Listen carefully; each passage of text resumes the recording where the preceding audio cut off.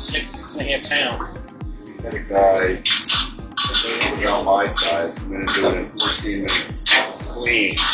For Sean Yeager's Sean's yours, he's coming to that. Oh, yeah? Yeah, he lives right here. And I think we had before his POV. Yeah, he did. Yeah, because he's done it a few times up in the like Bill. Okay.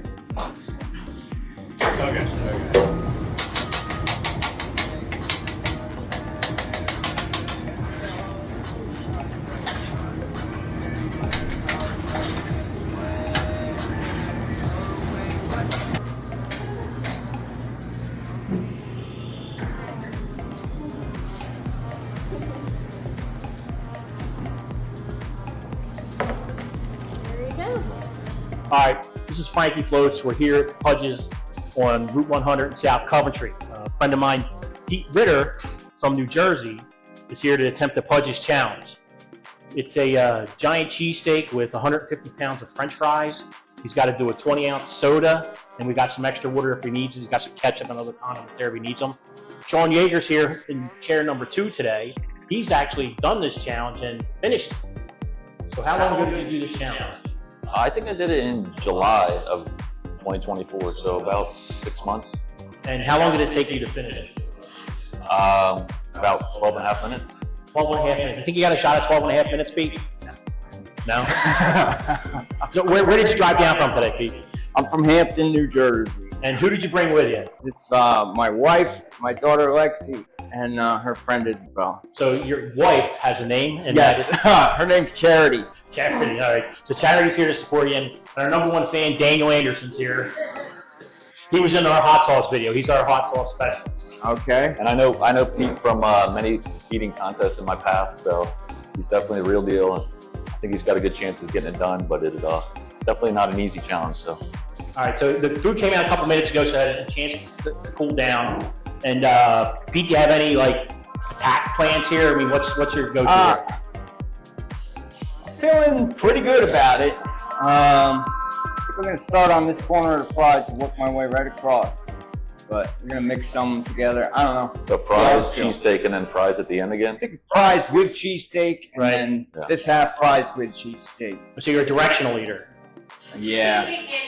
Got a lot of OCD and ADHD, so Right. you got to do this. I got to break off chunks. All right, so are you good to go? I'm ready.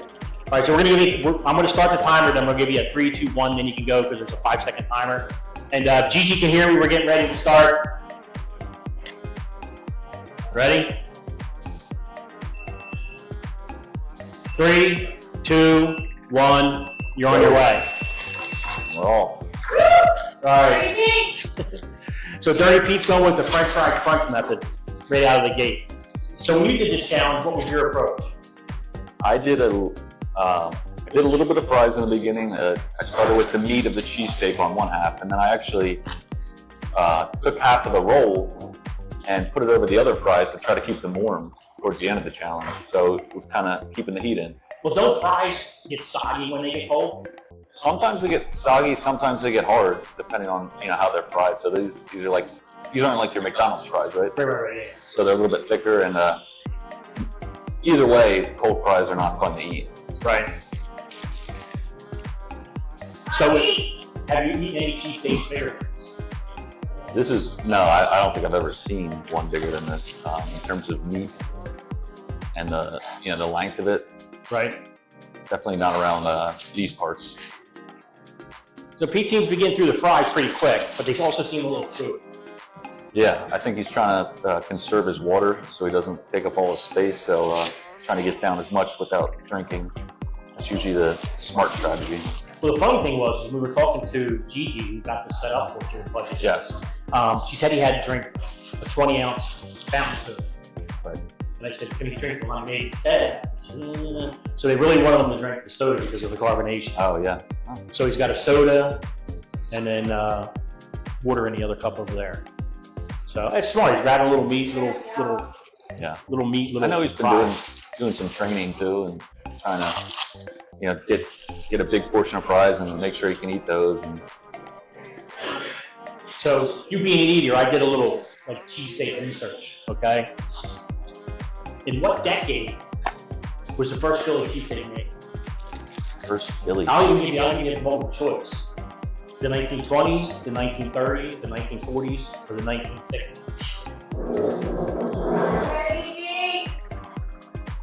Let's say was this the thing that was built, founded in the shipyards? I can't remember the history. You're close. I want to say like the Navy Yard or something. I want to say 1930s. 1930s is right. Okay. And the whole thing started, it was a taxi cab driver, based on stories that I read. Taxi driver would stop at this hot dog cart and get hot dogs all the time. And he saw the guy at the hot dog cart making like a chopped meat sandwich. Okay. And he said, yo, can I get one of those sandwiches? He said, you should sell it. Yeah. And you know who that was? The guy's name was Pat Olivier. You know who that is? Guy that started past. Pat the King Steaks, right? Yeah. So that was 1930s. Just a little bit of, we were dropping knowledge, just not even cheese. You know what I mean? I thought his name was Pudge. Pudge. No, Pudge makes a great sandwich. I mean, Oh yeah. the original Pudge is in Bluebell. There was a development used to do a lot of work there. We used to eat lunch with Pudge the whole time. I mean, I could eat a sandwich. I mean, right now, if I order one of these cheesesteaks, regular one, take a handful at home. It's so big. But we would go there for lunch and go back to work. 30, 35 years old. That's Right. easy to do. Yeah. Looks like he's making some decent progress. Yeah, I mean, as long as he's chewing and swallowing. This thing's still very hot. Yeah.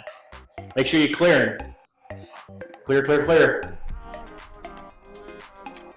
He's doing good. He's only 4 minutes in. Yeah, it's by no means an easy challenge. There's probably only been 5 people that have beat it at this location that I can think of. They only have 2 pictures. And all of them are professionals. Oh yeah, yeah.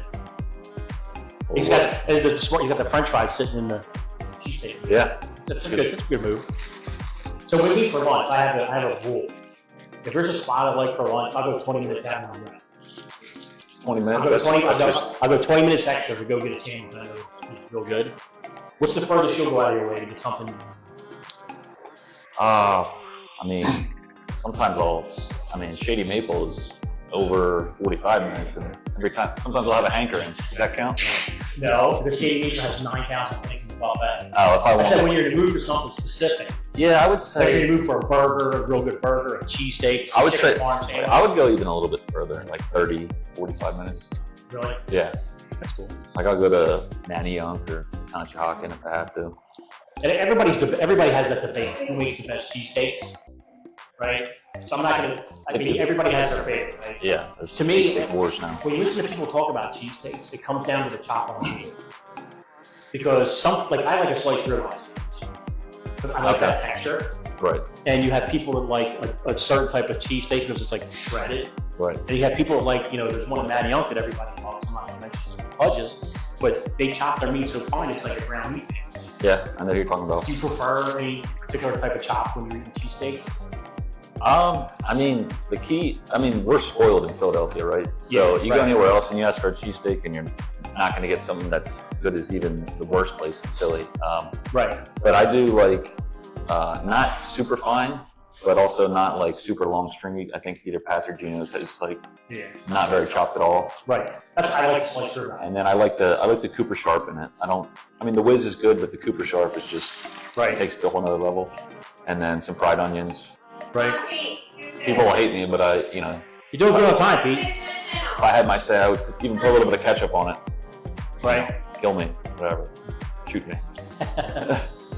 So now that Conshohocken Bakery is lit, everybody loves the Conshohocken Bakery rolls. I mean, who's your? I forgot to ask who. I see the Corporalese. Corporalese box over there. I think they've been using Corporalese. Yeah, Corporalese is an excellent roll too.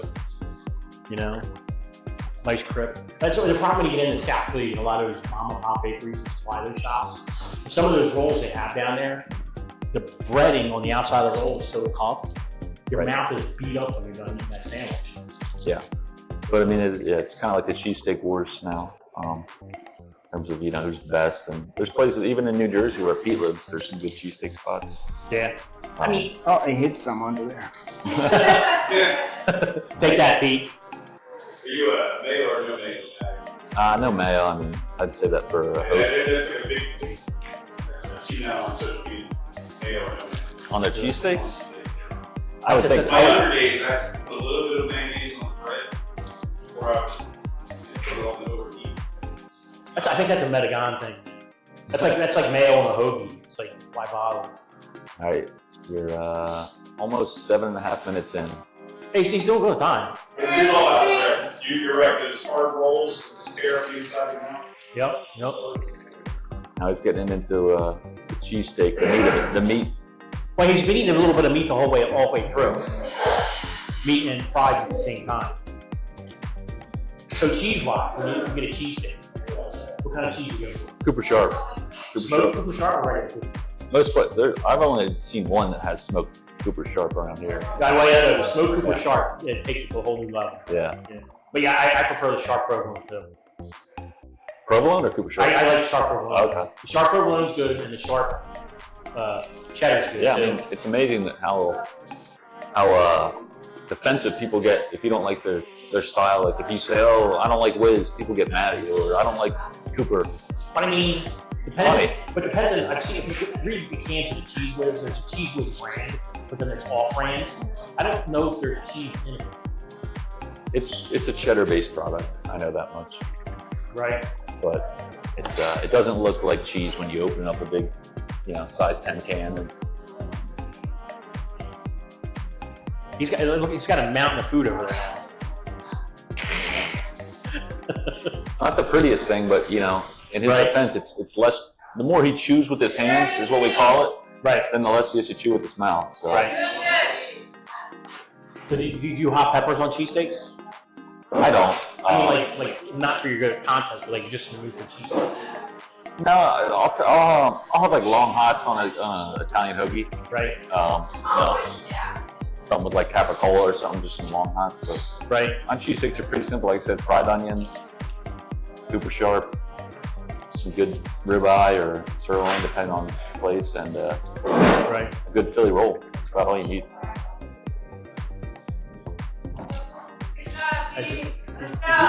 Pete has like 153 cats at home, and they're hoping to bring some left. Yeah, they are. Dirty Pete. Oh, and Pete's going to be one of the contestants in wingbowl. I saw that. Yeah, so this video will be out before wingbowl happens. And, I'm not sure the techniques cross over from this to wingbowl, but eating wings is certainly a technique. Yeah. This is just a power through it thing. How's the capacity feeling? Third of the way through, so. Time, you're 10 minutes in. Got 20 more minutes. You got all day. You're riding the back seat on the way home, maybe it'll get fun. They're going to change the name of the minivan to the Dutch Oven.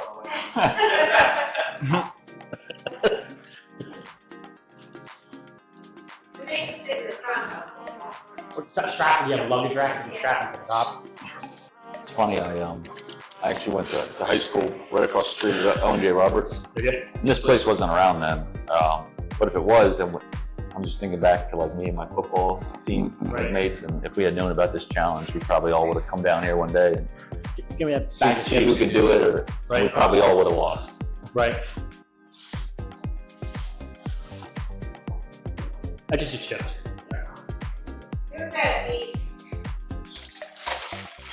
Okay. They make their own chips.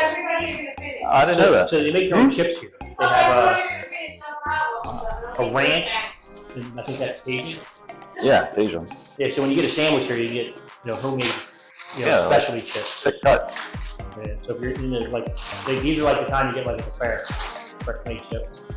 So, doing good, Pete. Getting mixed in. You don't eat the paper. Just keep chugging. You don't get extra if you eat the paper. Just that you're doing all this for a $14 t-shirt. Keep that in mind. Oh, that's what I was waiting for. There you go. Clear out the space there. Got plenty of room now.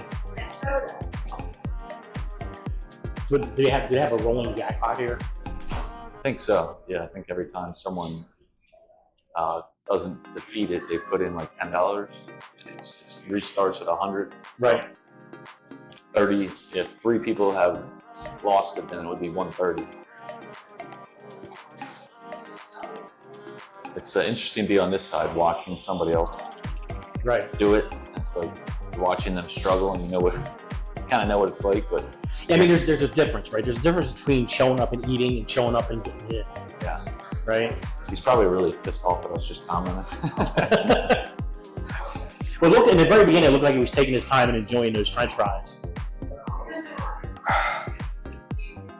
He just never seems to end. Really doesn't, you know. The funny thing was, is when he was like kind of grinding it with his hand, it looked like it was growing or multiplying. It definitely looked like it got, like all of a sudden somebody like blinked there, and then more meat Yeah. showed up. It's an interesting strategy because I don't know if that makes it harder to chew or not, but He's like making little meat it snowballs. combines all the fries together with it, so you don't have to deal with all the nasty, just straight fries. I know I've seen some other videos where people put they request to have like the pizza sauce on it or the marinara sauce. I don't know if that helps or not, but I mean, when you're talking about a sandwich in a tray this big in that short amount of time, you're adding weight. You put sauce in there. I did the pizza steak before we started this. I did 12 inch half. yeah, with pepperoni on it or No, I didn't do pepperonis. Pepperoni cheesesteaks is a quality item.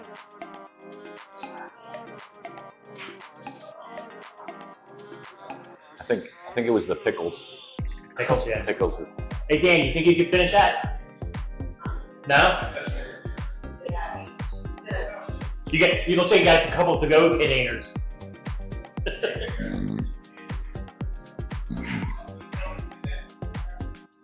Well, he's going all the way to the end. He's going to finish strong. Yeah.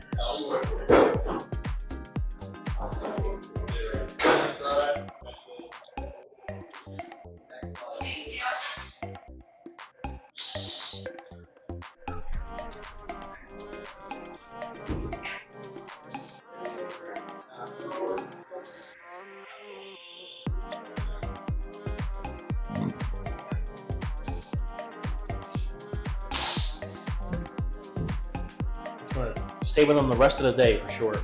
2 minutes. I don't know if you take an after photo of the platter, if anyone would recognize that there was a cheesesteak on there to start. It's kind of more like a shepherd's pie or something. That's yeah.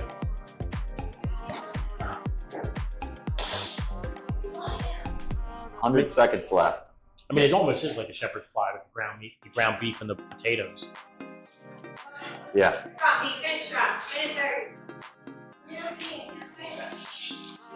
Unless we see the chipmunk of the century, I don't know that's going to happen today. I mean, he can bend over and start shoving it in the other end. They just said he got to get it in. They didn't say where. I don't think anyone wants to see him win like that.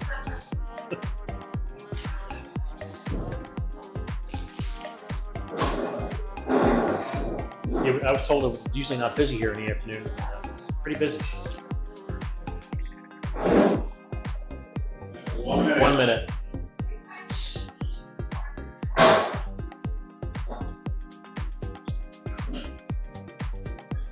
We'll have to get some commentary from him after we end, but I mean, I don't know. Depending on how full he is, if he had another 10 minutes, he might have. Yes, it's just a lot. It's a lot. Yeah. Yeah, 30-minute time the sun limit. how does the picture of the sun just came out? We're good? All right. With the 30-minute time limit, it's not. Yeah, 30-minute timer is no joke.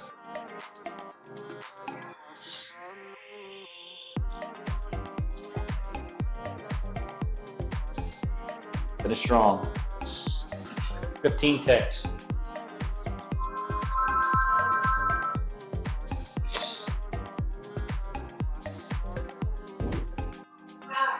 Four, three, two, one.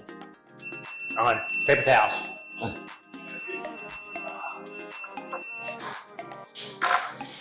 Well, that was an effort to say the least. I'll be interested to see what it weighs. How much food he ate. What was the starting weight? You want to know that?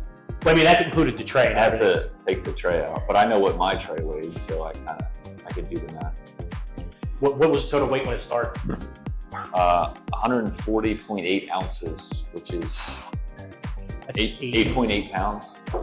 minus the tray. The tray is So it was 7.5. Ounce-ish. No, I think the tray weighed more than that. Well, yeah, we can see how much you ate. How much See how weight much you you ate. Yeah. Yeah, I'd like to know that.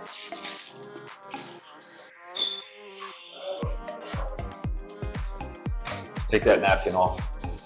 Oh, yeah. Also, that'll make it way heavier. Woo! That was That tough. gave you a workout. When that meat gets cold, it just.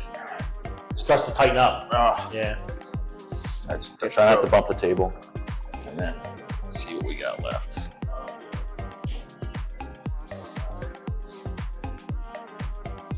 $73. So that means he ate 67.8 Ounces.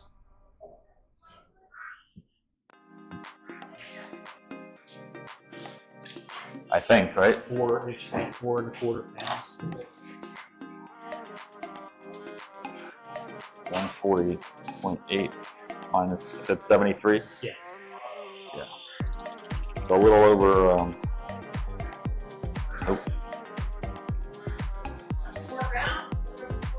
Like 4.25-ish. yeah, 4.2. Yeah, plus a whole soda.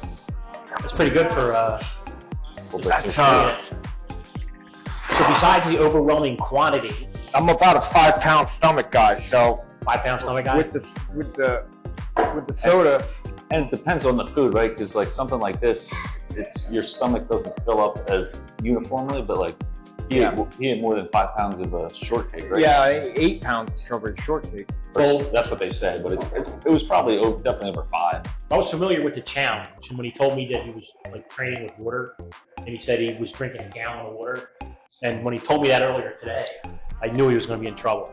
Because I think in order to do this easily, you got to be in the 2-gallon range. Yeah.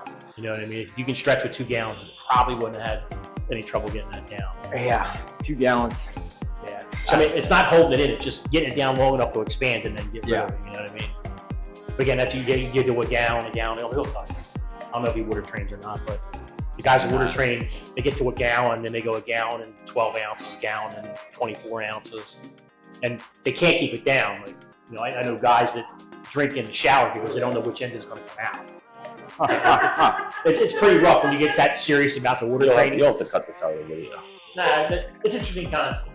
Oh, you gotta make Because he knows. you gotta make the disclaimer that you shouldn't water train unless you know what you're doing. It's very dangerous. You can actually die from water. But I've never done 2 gallons. No. No. And I was able to I would say it all depends. People can do water a lot better than they can do. I know you're talking about water. You're saying don't do more than a gallon, but you have the ability. Like, he definitely could. He could kept stretching, right? He has plenty of stretch. Like you, when you get to that point, mentally you still push. You try to go the same rate. Because I've seen you eat. You're not worried about the time or the material in front of you. You're worried about how quick can I get it in. Yeah, like I said, I mean it's all about, you know, the less you have to push towards your total capacity, the easier it's going to be to eat quicker. So as you start filling up, you slow down. So if I can fit 9 pounds, Right. you know, something that's 6.5 or 7, I'm not going to slow down as much. Right. And 30 minutes, that's the factor. So. Well, the good news, you're going to be at Wingbowl coming up. Okay. Yeah. And the Wingbowl is chicken wings, so you don't have to worry about eating 6 pounds of chicken wings. Oh, So- for Wingbowl. So Wingbowl is you get credit for how many wings you eat. That's a time thing. So like 180 to 200 in the time frame over a period is like a lot for the time frame that we do. So, but the chicken wings is a technique thing. Yeah. So it's not a lot of meat. It's how fast you can get the meat off the wings and eat them. You know what I mean? I don't think she's going to cook that many wings for you to practice with, though. Yeah. We're doing a training tomorrow night. Well, yeah. So there's a couple places in Jersey I saw advertised online. You can all you can eat wing night. Yeah. So that I mean, Hooters used to do that years ago. I don't know if they still do it or not. Yeah, I got it in at the Moose Lodge. They're gonna sponsor me with Oh, there you go. the wing practice. Nice. So how was the sandwich though? It was good. It was great. You know, in the Right. beginning it was great, but it's just it's a formidable opponent. It's a real deal, I told you. Yeah. Yeah. I mean, Sean warned me a month ago, Right. and I've been training, but it's a monster. So. Well, you can take it home for the cats. We'll get a couple of to-go gainers. You can take it home for the kitty cats. That's what it was. That's his technique. It was called Hey, the show him your knuckle tattoo. The guy loves his cats. Yeah. I'll never turn down a challenge, but maybe if we did like a tuna sandwich, they would have got the extras. Tuna extras, yeah. So, all right.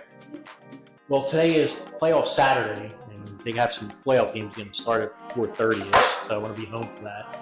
So, Pete, thanks for making the trip down. hey, thanks for having me. So, thanks to Pete here, B-Dog behind the controls, and our guest number 2 chair here, Sean Yeager. I'm your host, Frankie Floats. We'll get this to you soon.